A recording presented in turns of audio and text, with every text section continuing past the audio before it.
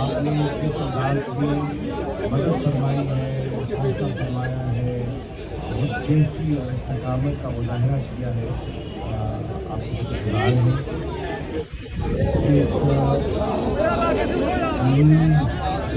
शुक्रगुजार हैं।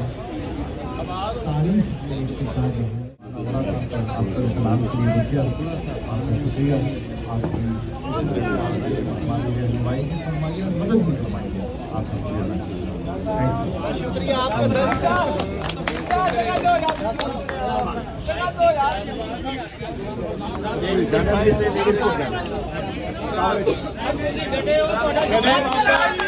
खान के साथ खड़े रहना है।